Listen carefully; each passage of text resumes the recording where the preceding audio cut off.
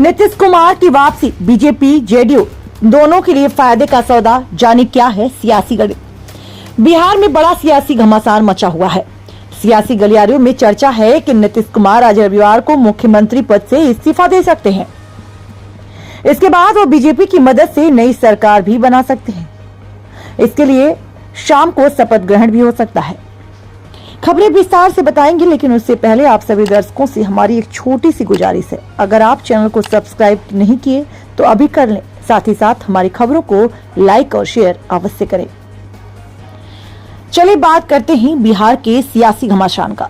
जी हाँ, बिहार में चल रहे सियासी ड्रामे का अभी तक अंत नहीं हो पाया। एक तरफ नीतीश कुमार का खेमा है तो दूसरी तरफ लालू यादव और तेजस्वी यादव हैं। कहा जा रहा है कि आज रविवार को नीतीश कुमार इस्तीफा देने जैसा बड़ा कदम उठा सकते हैं। हालांकि अभी तक तो बैठकों का दौर ही चल रहा है। जेडीयू आरजेडी से लेकर बीजेपी के बड़े नेता बैठकों में व्यस्त नजर आए। माना जा रहा है कि अगर नीतीश कुमार की एनडीए में वापसी होती है तो यह बीजेपी और जेडीयू दोनों के लिए फायदे का सौदा साबित हो सकता है। यही वजह है अब तक शांत पड़ी बीजेपी ने अचानक से नीतीश कुमार के प्रति अपना रवैया नरम कर लिया। कहीं न कहीं बीजेपी को भी यह आभास है कि बिहार में अगर नीतीश कुमार एनडीए के साथ आते हैं तो उससे भी बड़ा सियासी फायदा मिल सकता है। बीजेपी की नजर फिलहाल 2024 के लोकसभा चुनाव पर टिकी है। बीजेपी 400 पार का लक्ष्य लेकर चल रही है।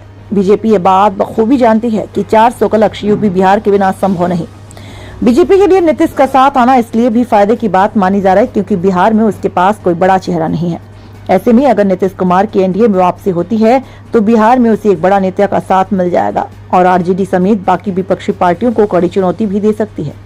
बिहार में लालू यादव बड़े जनाधार वाले नेता हैं। तेजस्वी यादव भी उनके ही बनाए नक्शे कदम पर चल रहे हैं। इसलिए बीजेपी के लिए नीतीश को एनडीए में शामिल करने की डील फायदेमंद साबित हो सकती है। दूसरी ओर अगर जेडीयू एनडीए का हिस्सा बनती है तो नीतीश कुमार को भी इसका फायदा मिलेगा। 2019 के लोकसभा चुनाव में जेडीयू एनडीए का हिस्सा थी। तब एनडीए गठबंधन ने बिहार की 40 सीटों में से 39 सीटों पर जीत दर्ज की थी। अगर पार्टी वाइज देखें तो इसमें बीजेपी के खाते में 17, जेडीयू के खाते में 16, लोक जनशक्ति पार्टी 6 और 1 सीट पर कांग्रेस को जीत मिली थी। वर्तमान में इंडिया गठबंधन में सीट बंटवारे को लेकर पेंच फंसा हुआ है। नीतीश कुमार कई बार सीट बंटवारे को जल्द से जल्द करने की बात कह चुके हैं, लेकिन उनकी बातों को तवज्जो नहीं दी गई।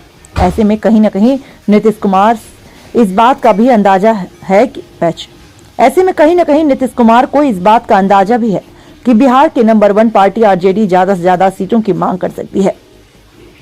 इसका मतलब साफ है, इंडिया में रहते हुए नीतीश कुमार को लोकसभा चुनाव में फायदा हो सकता है। इसमें जाति आधारित जनगणना उनके लिए एक बड़ा हथियार साबित हो सकता है। एनडीए में आ जाते हैं, अयोध्या में राम मंदिर के जरिए भी वो हिंदुत्व वोटरों को अपनी तरफ मोड़ सकते हैं। ऐसे में माना जा रहा है कि नीतीश कुमार अगर एनडीए के साथ जाते हैं तो लोकसभा के नजरिए से उन्हें नुकसान न के बराबर होने की संभावना है। नीतीश कुमार एनडीए का हिस्सा हो जाते हैं तो बिहार विधानसभा चुनाव तक उनकी सरकार को कोई खतरा नहीं आता। इस बीच अगर लोकसभा के चुनाव में बीजेपी को जीत मिल जाती है तो नीतीश के लिए वो प्लस पॉइंट भी रहेगा। अगर 2025 के बिहार विधानसभा चुनाव में बीजेपी जेडीयू से आगे निकलती है और मुख्यमंत्री पद पर अपना दावा ठोकती है तो नीतीश कुमार केंद्रीय राजनीति में किसी बड़े ओहदे जाने की इच्छा जता सकते हैं। संपूर्ण पब्लिक न्यूज की हर पहली खबर को देखने के लिए अभी हमारे चैनल को सब्सक्राइब करें और रेल में जाकर ऑल सेलेक्ट करें। बने रहिए हमारे साथ, देखते रहें संपूर्ण पब्लिक न्यूज।